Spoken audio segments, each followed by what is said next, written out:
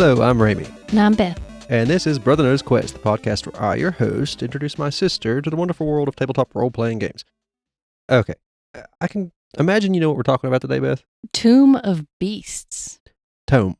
Tome. Yep, and? Oh, there's two? There's two. Okay. I left two on your side of the table. Creature Codex. Yeah, that's an old version of the Tome of Beasts because they revised it because some of them were a little bit unbalanced, some of the creatures.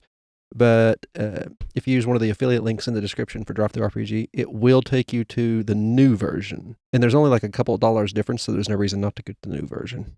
I'm going to say that up front before I forget to say it now. I'll also be talking about a book I haven't got a physical copy of called Deep Magic. Both of these, or all three of these, are from Kobold Press, the Midgard setting we talked about last episode. And it's just some add-ons for it. You can use these books without the Midgard setting, obviously, but it does go well with the Midgard setting. I can't remember how many spells the Deep Magic actually gave me. It's volume 1. There's more than one volume.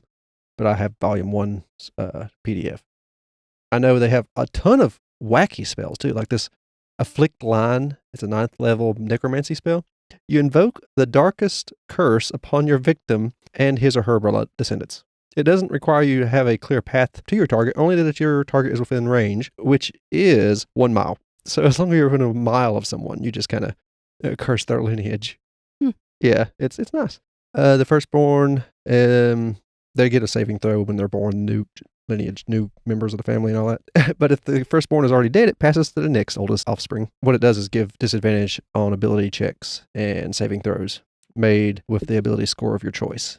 It's a nifty one. And my personal favorite, Eldritch Blast. It's a cantrip, conjuration spell. One creature within range. A stream of ice-cold ale blasts from your outstretched hand towards a creature or object within range. Make a ranged spell attack against the target. On a hit, it's 1d8 cold damage. And then they take a constitution saving throw or be poisoned until the end of their next turn. And they are drunk. 3rd level enchantment called Alone. And these are just a few, like not really the ones that stick out to me. There's a bunch of others, a whole bunch of others, but I like these particularly well. There's a 3rd level one called Alone. It's an enchantment. You cause a creature within range to believe its allies have been banished to a different realm. The target must succeed on a wisdom saving throw or treat its allies as if they were invisible or silenced. It's like I'm all alone. It's kind of disheartening. Adds into the idea of a morale check if you're into that. Amplify Gravity, 7th level transmutation spell. The spell intensifies gravity in a 500-foot radius. Inside the area, damage from falling is quadrupled up to a maximum of 40d6. They also must make a successful strength saving throw or be knocked prone if they're already on the ground. It's kind of useful if you push your enemy off of a steep cliff or something, and you want to make sure they hit hard. Or you push them off of something they don't think is worth worrying about, and then you make it hurt a lot more. Banshee's Wail is a 6th level necromancy spell. It's from the Shadow Domain, which is unique to Midgard, but anybody can take it. You made a soul-shattering wail. Every creature within 30 feet of you who hears the wail must make a wisdom saving throw. Those who fail take 6d10 psychic damage and become frightened of you. Those that succeed that only take 3d10 psychic damage. Beguiling Gift, a 1st level enchantment. You implant a powerful suggestion into an item you hold as you hand it to someone. If the person you hand it to accepts it willingly, they must make a successful wisdom saving throw or use the object as it is meant to be used at their first opportunity. Writing with a pen, consuming food or drink, wearing clothing, drawing a weapon. After the first use, there's no compulsion to continue using the object. But, you give them an apple that's poisoned or something, or a drink that you poisoned. There's no reason for them to test it because they have no choice but to accept it. It's fascinating. Fun little spells like it. Bless the Dead. You grant a blessing to one deceased creature, enabling it to cross over to the realm of the dead in peace. A creature that benefits from the Bless the Dead spell can't become undead. It has no effect on living creatures, though. You can also conjure a scarab swarm. Yeah. Lovely. Yeah. 2 swarms of insects, beetles, appear in an unoccupied space you see within range. Each swarm disappears when it drops to 0 hit points, because they use group mechanics. The swarms are friendly to you and your allies. And, of course, there's in the Midgard handbook, or one of the creature codexes there, one of them, I can't remember which one, there is a scarab swarm. And they can be kind of troublesome. They must have really liked monkeys. I think I've seen like 3 or 4 monkeys. A lot of the creatures in there are like from actual folklore or myth, depending on the region you're in. Mm-hmm. Later on, I'm not sure if they've done it in the first book, but in the later versions, the different ones they came out with, they would use the higher level of Kickstarter backers. Let them propose an idea and then create a creature around that too, or use the creature that someone's created themselves. So there's some wacky ones in there. I bought 4 different versions, like Creature Codex, Tome of Beast 1, 2, and 3. I haven't bought the newest edition of Creature Codex because it's just a reprint of the one I already got. Here's a groundhog. What's it look like? Groundhog? It looks like a normal groundhog. Okay, well, I like groundhogs. Except for it's got a little like purse pouch thing on it. It's got like on its back, or is it wrapped around it like a fanny pack? Like around its shoulder, like a purse. Oh, okay. I just imagine a groundhog with a fanny pack. They're so low to the ground. Oh, apparently they die of loneliness. Oh no, that terrible spell would have hurt them. That's alone. sad. It dies within a week. Oh no. If it can't find its way back to its town or discovers another broling, which is what it's called, by the way. I wonder if like prairie dogs. I don't think prairie dogs die in a week, but they do seem to be more social than groundhogs. Yeah, it might be. I don't know. I didn't notice that when I took a bunch of screenshots of my PDF to talk about different creatures. Like I said, I can't talk about all, like there's 500 pages of creatures and spells. There's plenty of those. I can't cover them all. I'll just cover the ones that stuck out to me. It may join an adventuring party in the hope of returning to a settlement. I would keep it. But it can't live over a week without... I'll find another one. I'll keep them both. Oh, you turn them into pets. They seem sentient, don't they? They're like, they speak?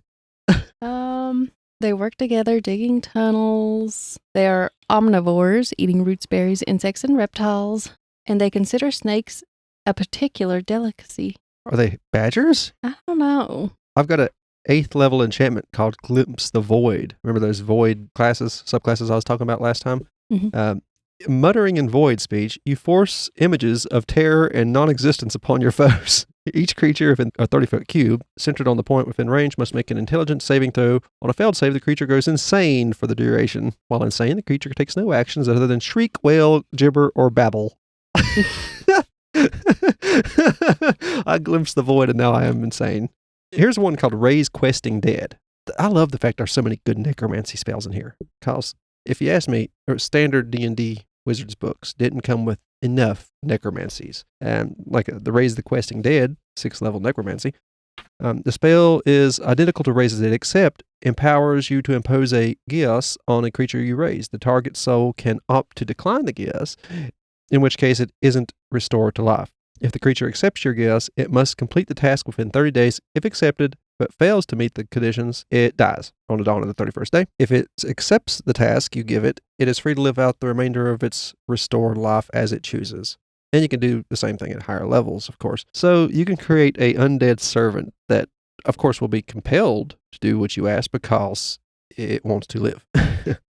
There's death butterfly swarms. I've seen those. I might actually have one of those in my screenshots. Yeah, that's how I would die. Look at the pretty butterflies. And I'm gone. Now that's some of the spells that I took from the book Deep Magic. I do have some, like I said, screenshots of the creatures, like the Abominable Beauty, an otherworldly humanoid. Yeah, I was looking such at incredible her. beauty. It pains anyone's eyes to gaze upon her. Yeah, she's jealous if she feels like something can threaten or be more, kind of like the evil queen in Snow White. She will kill anything that is too pretty. She may think would be prettier than her. Yeah. And she's a fae. That makes sense. She can blind you with her gaze, and she can deafen you with her voice. Yep. That's a very... And it said permanent deaf. So that's probably not good. Yeah. They also added like evil celestials, because in the standard books, normally those are just demons or devils, but of course there's evil gods. So why wouldn't there be things that serve them that weren't demons or devils? So there's a chained angel.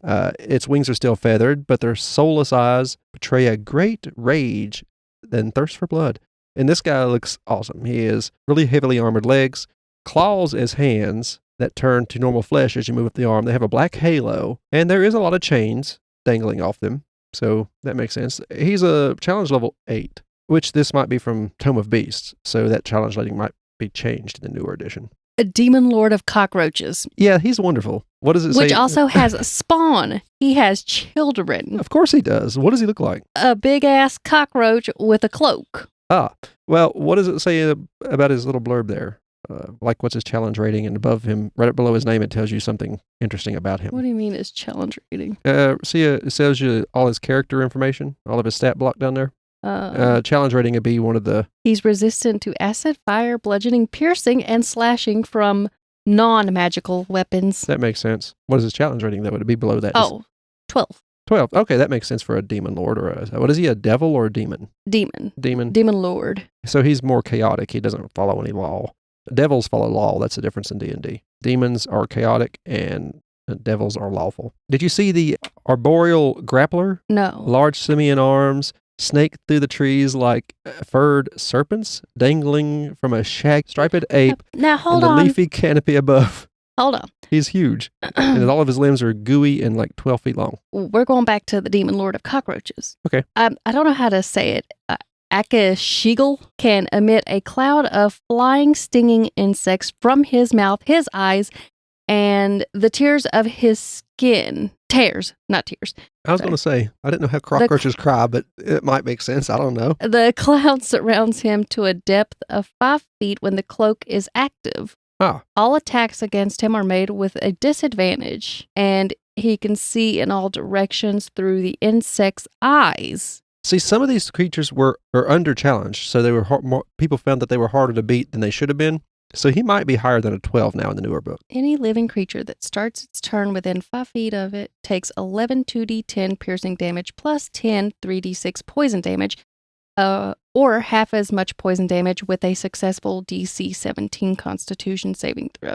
If the saving throw fails, the character is also poisoned for 1 hour. The swarm lasts for 5 rounds, and it dissipates instantly if Akishigel, or however you pronounce that, takes 30 or more damage from a non-weapon attack that he doesn't have resistance to. So magical attack. Well, from what I understand, not all magical attack, because it says magical resistance.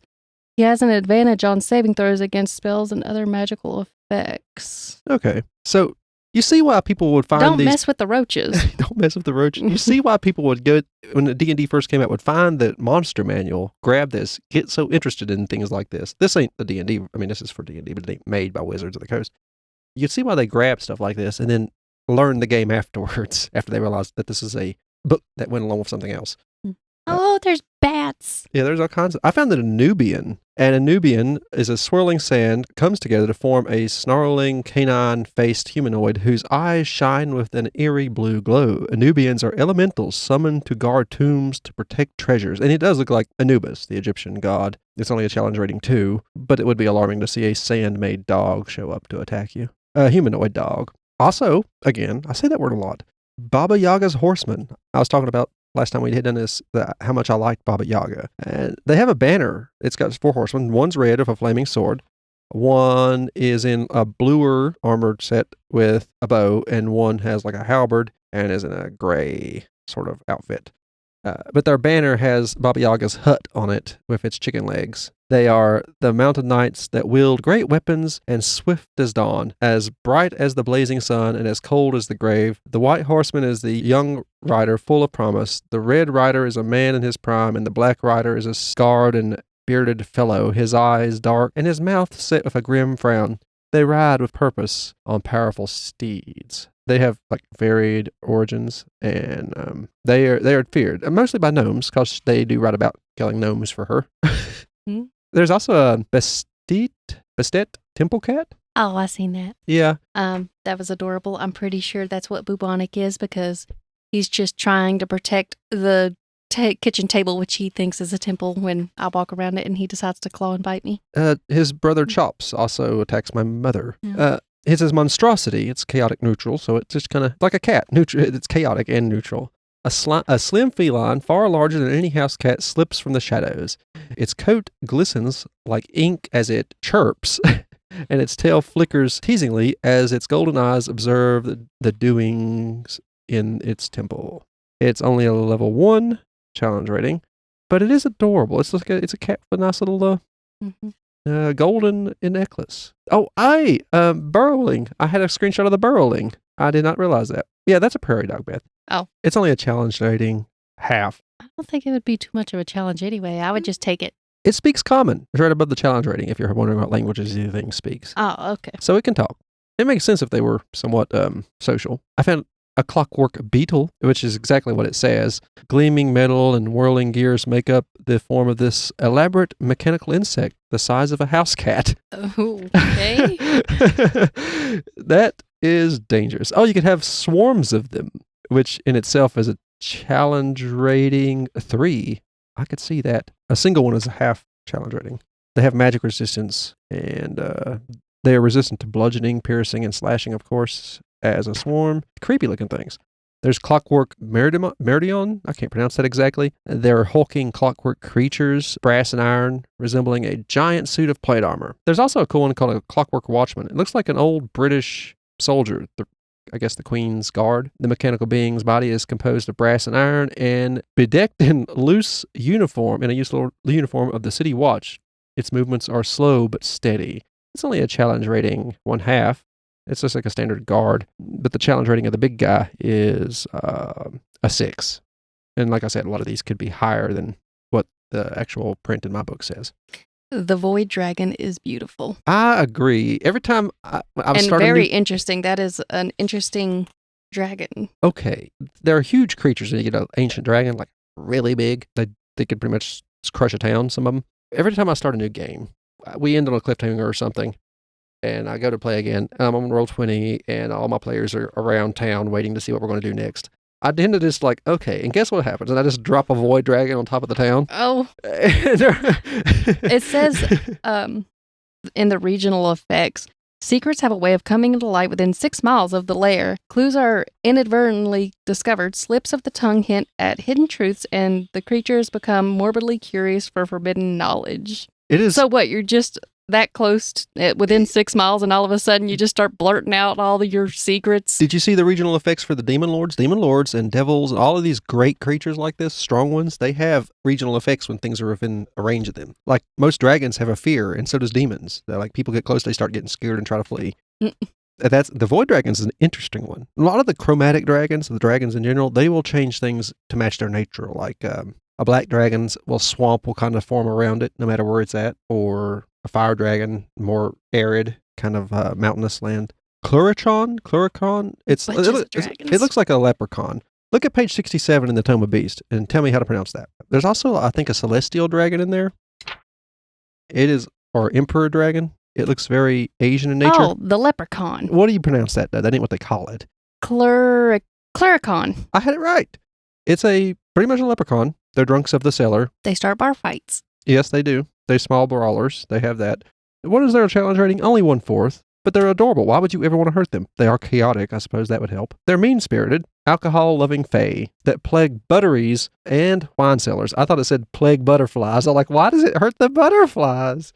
I've never had to say buttery before. Have you? No. I just call it a dairy place. Then you have deep ones. If you know any Lovecraftian stories, they are chaotic evil humanoids. They look terrifying, with enormous eyes and wide mouths and almost no chin. The deep ones are hideous fish-like folk, often hunched and scaled when encountered in coastal villages. There's all kinds of different kinds. There's a hybrid priest. There's the regular deep ones. Challenge rating of 4 for the hybrid priest one.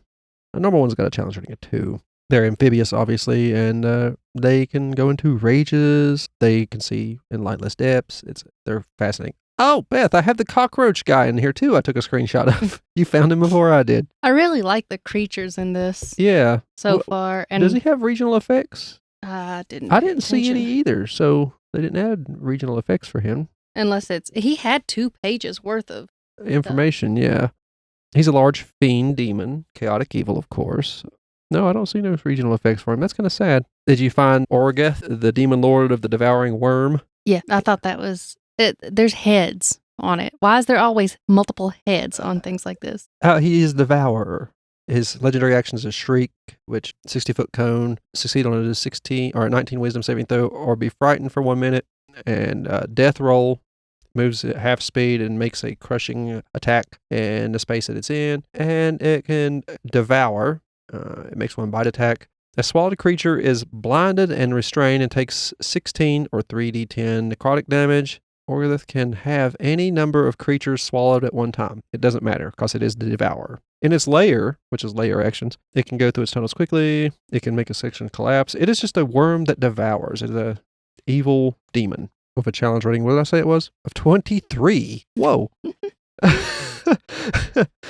Oh, regional effects. Tunnels within 5 miles of its lair attract all manner of worms, vermin, including purple worms, which are themselves enormous, very challenging creatures. Yeah. They're ravenous and violent. Within 1 mile of the lair, food rots and spontaneously erupts with maggots. Ew. 1 day worth of food is spoiled every 24 hours. Dead bodies within 1 mile of the lair decay quickly, and their corpses reduce to bones within 24 hours. But magic that prevents decay staves off this effect, which is useful because there's some of those spells that do that. And there's sea dragons. Did you see how cool those look? It looks like a sea serpent, kind of. Oh, yeah. They have tidal breath and frightful presence, which a lot of dragons have. They make art out of shipwrecks. It's their treasure. And the sea dragon's lair is littered with meticulously arranged ships consigned to the deep. These wrecks are often artfully smashed to allow the treasures in the hold to spill out onto the floor. Yeah. Oh, there. I found the void dragon, too. There's a wind dragon. There's tons of dragons. Yeah. There's also a firebird. Like I said, some cultural things they've added in here from other cultures. Like this proud bird struts like a peacock, made all the more majestic by its flaming fan of feathers, which shift through the color spectrum. It is a neutral good, small celestial with a challenge rating of 4. It has a warming presence. It glows with a warm light also. It can spell cast up to 1 time a day, Geas, heal, and reincarnate, which makes sense. It has a blinding ray attack and a multi-attack of bite and claws. It's a fascinating creature. I would hate to get one in danger. I guess it can do rebirth. I'm looking at the drowned maiden. What is that? It's this grudge lookalike bitch that uses her nasty ass long hair to attack. She can also kiss, apparently. Yum. If a target is adjacent to her, the target can be kissed and must succeed on a DC 15 charisma saving throw, or its strength is reduced by 1d6 points. Ah. But no, she attacks with her hair as if it were 3 separate limbs. So 3 large strands of hair. It says it does, I believe, slashing damage. Makes sense. I guess I've never been I've been cut by hair, actually. Never mind. A lock of hair can be broken if a creature takes an action and succeeds on a DC 15 strength check against it. No, that's gross. Get your nasty ass hair away from me. I hate hair. I found a myling, M-Y-L-I-N-G. They are souls of unburied, those who have died in the forest from abandonment or exposure and can find no peace until their bodies have been properly interred. Mylings prefer to attack lone wanderers, but they can target groups when desperate or when there is more than one of them in a pack, which is alarming. A whole group of children left out to die. While all Mylings seek creatures to carry them to their final resting place, even when a chosen mount is willing to carry the Myling, the creature's body grows immensely heavier as it nears its burial place. Once there, it sinks into the earth, taking its bearers with it.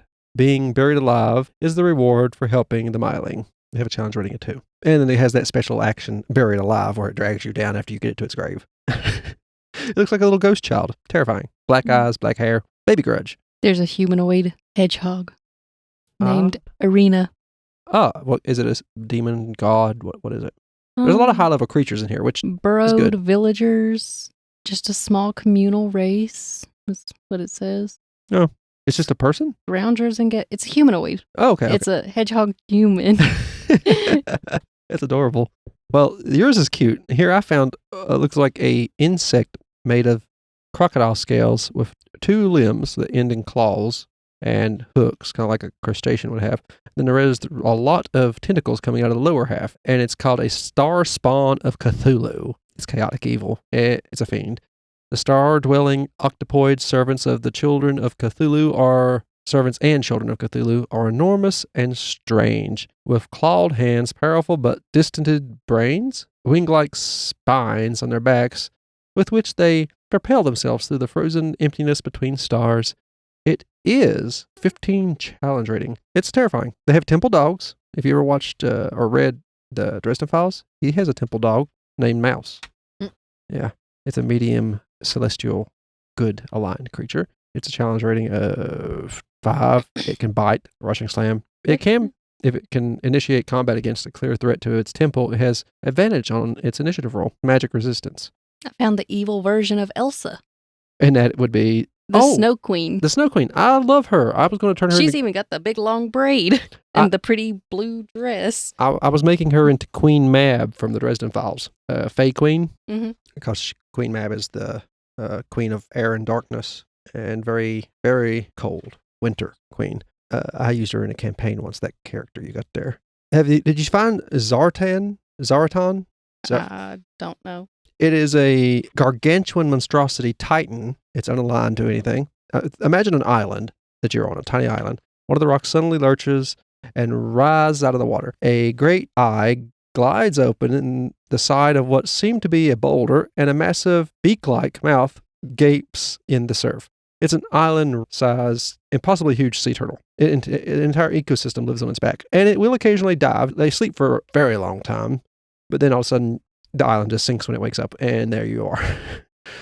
Stuck. There's a bedeviled gnome prince, little tiny gnome with evil alignment, because they side up devils to avoid Baba Yaga. Go on. You were going to say something? This is so rude, but yet true. This one's called Giant Flab. What? This obese, ball-shaped giant is blemished by ulcers, enlarged veins, and fungal rashes. Though it stumbles about on a pair of short, calloused legs, it moves its weight with dangerous potential, catching many foes off guard. It says, great girth, whether as a result of a centuries past curse or a gradual adaptation to an easygoing existence, the flab giant, one of the shortest breeds of giant, is gigantic in width rather than height and almost comical in its simple life. It's too obese to effectively grasp weapons in its chubby fingers. A flab giant uses its great mass to deadly effects, overrunning or grabbing opponents and then sitting on them to crush them to death while swatting away missiles. I somehow managed to miss that. It's hideous. I would imagine. Oh, hold on a second. Let me just keep reading. Okay. Flap giants are the least active of giant types, obviously, spending most of their waking hours resting, napping, and sleeping, and only devote a short period each day to listlessly shuffling about, scrounging for food. Sounds wonderful. It doesn't have to roam far because it eats anything. It just anything, and it homes into its field of view. It's just Oh, goodness. I thought hill giants were the most disgusting giants, but no, this is clearly... look at this. Hold on a second. Let me just pass this book over. It's Oh, that's terrible. so rude. It is. Looks like something that Harry Potter would have had to fought. It was... It kind of does look like the ogre in the first movie, just fatter and shorter. Yeah. And it is. It looks like a boulder. Uglier. A boulder made of flesh, doesn't it? Yeah. I found the Animal Lord Mouse King, which is fascinating in itself. It loves the company of thieves. It usually runs a thieves guild. And it's a civic-minded scoundrel when it comes to making money. It has... he takes into account what is best for the long-term prosperity of the city in which it operates. So think of a thieves guild, but more cool than less evil. It tries to take care of the place it's in to make it the more prosperous your surroundings, the more money you have to take. And it looks just like a white mouse with a something like a rapier, a belt holding nothing up but its coin pouch and its scabbard, and a little blue cloak. Oh, and a nice earring. There's a few animal kings, I should have mentioned. Did you find the Asbian in the Creature Codex? Azaban? Sorry? I don't know. I think it's on page 44 of the Creature Codex. Wait, I haven't even reached that one yet. Well, okay. You should switch over to that one because that's the one I'm going to be talking about now. Well, but... I know. I told you. I don't have time to go through them all. Hold on. Let me just... Now, the Creature Codex challenge ratings should be more in line of what they are meant to be, since I had the old version of the Tome of Beast. A lot of these creatures would be hard to fight, even if they are evil, because they're just so cute. Oh, it's the raccoon from Guardians of the Galaxy. They are medium fey, chaotic neutral. They have reckless souls. They look just like a raccoon. A little bit, I would say they're dressed more naturally armored, like a leather loincloth or kilt. Yeah, I'm pretty sure it's leather armor it's got on. But just think of a bipedal raccoon.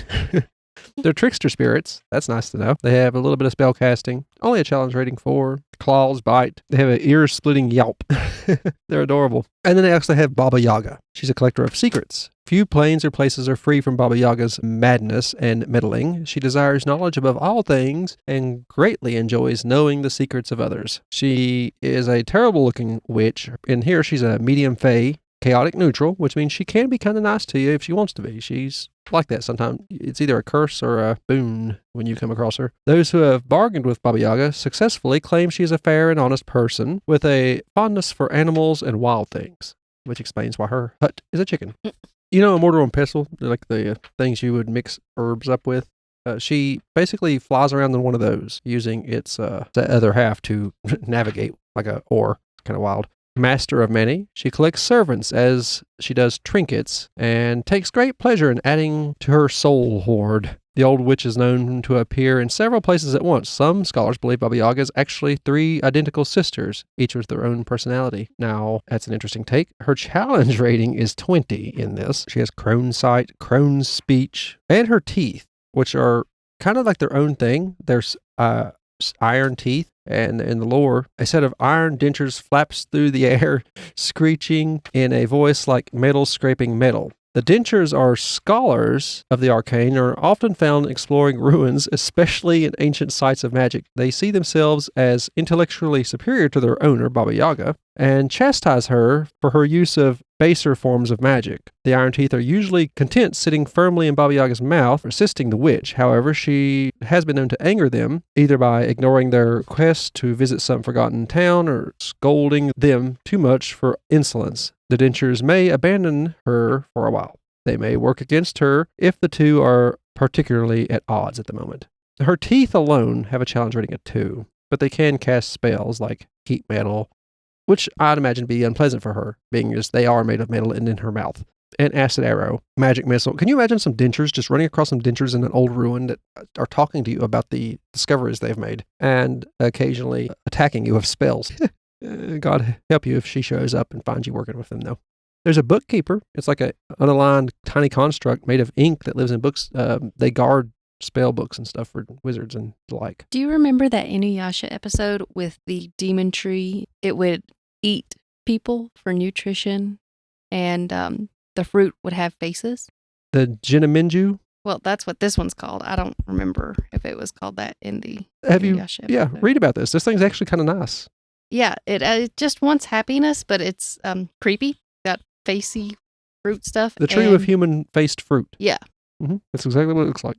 People are just laying under it laughing. And that's all it wants to do is make people laugh. Yeah. It looks terrifying, though. So yeah, you don't have enough money to go to the pub and have a good time, or you don't like somebody there, you can just go hang out with the Jinaminju, I think is how you pronounce it. It has a lair. Despite its unsettling appearance and demeanor, the tree simply wants to bring happiness to other living creatures. Oh, look, there's a lady in white. Yes. Legends say this tree's sprouted, the first one, sprouted from the severed head of a traveling jester. What do you mean? Yeah, you know how there's always a lady in white? We talked about that, yeah. There's always a lady in white ghost. Yeah, they have a lady in white in here. Okay, what's her challenge rating? What? I don't know. I done skip past it because it's a lady in white. You see them everywhere. Yeah, you do. Here's a kappa. Yeah, I just passed that too. Yeah, the Japanese creature of legend. They're chaotic neutral or chaotic evil. They're small fae, only, a challenge rating of 2. Tricksters and troublemakers is all they're really known for. And its favorite food is a cucumber, which is like me. I love cucumbers. I don't. It's okay. I like pickles. I don't like cucumbers. So in a way, I guess I do like cucumbers, but I need them to be pickled. That's a pickle. Yep. The Lich Hierophant, I can't pronounce that correctly.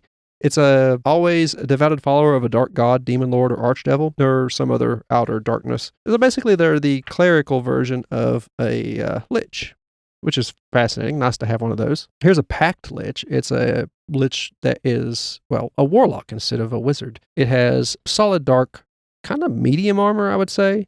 A skeletal face with horns, so it might have once been a tiefling. It has a black blade, like a scimitar, with some sort of eerie smoke coming off of it. It looks like Daedric weapons and armor from Oblivion and Skyrim. They also have mandrakes in this book. Most people who hear its wail die instantly when it's pulled out of the ground. Mandrakes only bloom in the wild under grisly circumstances. Greasy circumstances. When an innocent youth is wrongfully hanged and for theft, the youth's dying blood, spittle, sweat, or urine strikes the earth and forms a mandrake. That's disturbing. There's a naga, a serpent person with a human's head, long hair. Huh. Yeah, another one of those Asian creatures, I'm pretty sure. It excels at manipulation, convincing those who listen of their own hidden greatness, and that through time spent in communion and service to the Naga, they can unlock their true potential. Manipulative creature. And a necrotic tick. Ticks that kind of cling on to something undead. They grow unnaturally large as they feed. When the blood of the necrotic tick's undead host runs dry, the parasite rides its victim to a new host, usually an unfortunate living creature, slowly turns the new helpless victim into a zombie. That's a true horror thing right there. Did you ever watch Old Gods of Appalachia? Or no, Old Gods of Appalachia? That's a podcast. Did you ever watch American Gods? No. Okay. The old dark god Chernobog.